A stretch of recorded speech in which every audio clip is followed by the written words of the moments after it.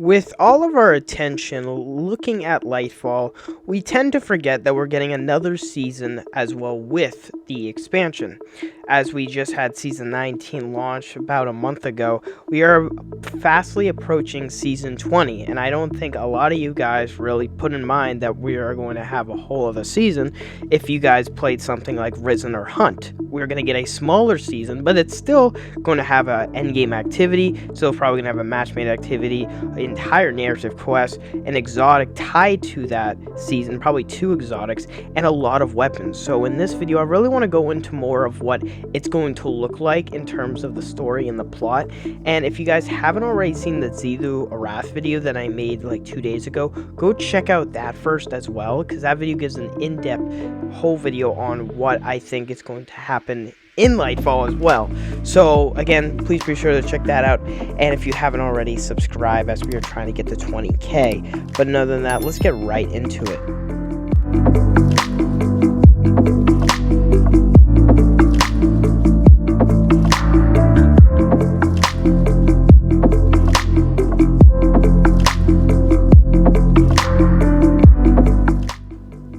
Seasons have come and gone. We've seen a lot of seasons back with Forsaken, if you really wanted to start with Season of the Outlaw, all the way up till now in Season of the Seraph.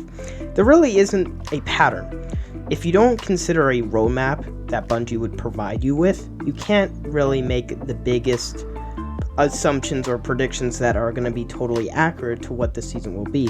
The plot points can be all very connected to each other in seasons that will lead up to the next expansion, which I believe Bungie has been doing for the last 2 years, but there really hasn't been a continuous pattern on what enemies will face, if it's going to be Fallen, Vex, Fallen Cabal, or something. Like, you don't have a consistent pattern due to the evolving world that we are in with Destiny. So with seasons, it can be a bit, unusual at times, of always continuously facing the same enemy over and over again. And I feel like one of the reasons that is the case is that Bungie has to really, look at what plot points they want to put in the story and how, connected it will go for a continuous and a great narrative to be put in place. So at some times, I feel like players in the Destiny community get tired of seasons because, one, depending on what the activity is, and 2, depending if they've already felt like they've done the season again, because you can definitely make assumptions that these seasons that we get are just like, oh my god, it's just another season of the Splice or a season of the Lost, why am I doing this all over again in terms of the narrative story.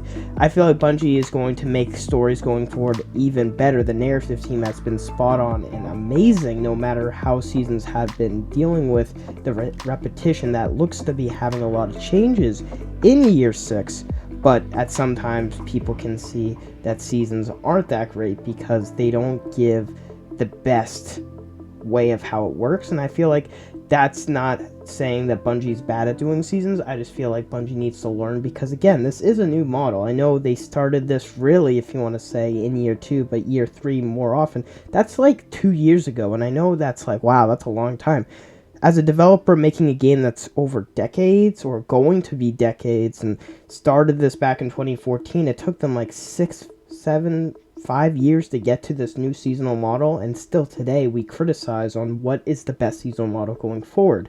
So again, it really comes down to what seasons Bungie wants to go for, and they have to learn from the mistakes of older, younger seasons.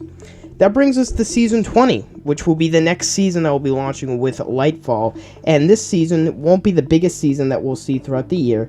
This will probably be the smallest one. It will not provide us with a dungeon or a raid. That's the only thing I feel like people hate about the first season of the new year, because it won't provide us one, but the expansion is the one that will provide us with that endgame content. This season would probably be worth $10, and this would probably be very similar to the seasons you have played before. Season of the Risen is probably going to be my example that I'm going to use a lot in this video, because it's going to really show the basis of what we're going to get. We're probably going to get a good narrative quest that are 4 to 5 weeks long, an endgame to 1 to 2 endgame activities, match-made activities probably, and with those activities, all new weapons, 6-7 new weapons that you would probably bet at, and 2 exotics. We'll probably have one with the season pass as well that we're going to get, and then one with, of course, the secret mission or secret activity that they do, like they did with Vox Obscura on Mars. So there is that little like thing that it's cool to see. It's like a little secret. However, sometimes Bungie could release it on day one, and then the next 2 months it can seem a bit iffy, and that's why I don't like that. I wish secrets were just kept secrets for a while, no one knows about it, and then it comes out of nowhere, and it makes the secrecy great, you know? Like with Whisper of the Worm and with Outbreak, it came out of nowhere, and that's something I wish Bungie could keep on going with, but I don't think we'll see that for a while, but that's just me. Now, when it comes to what the plot points will be for Season 20, I want to say that I think Season 20 will be Vex-based. We've seen in the Lightfall trailer, the Neomuna trailer, more specifically recently, a lot of the new location, the whole new area, Neomuna, and what areas we're going to get. We have continuously seen Vex on Neomuna. We've seen it in the Game Awards trailer, and we have seen it in this trailer.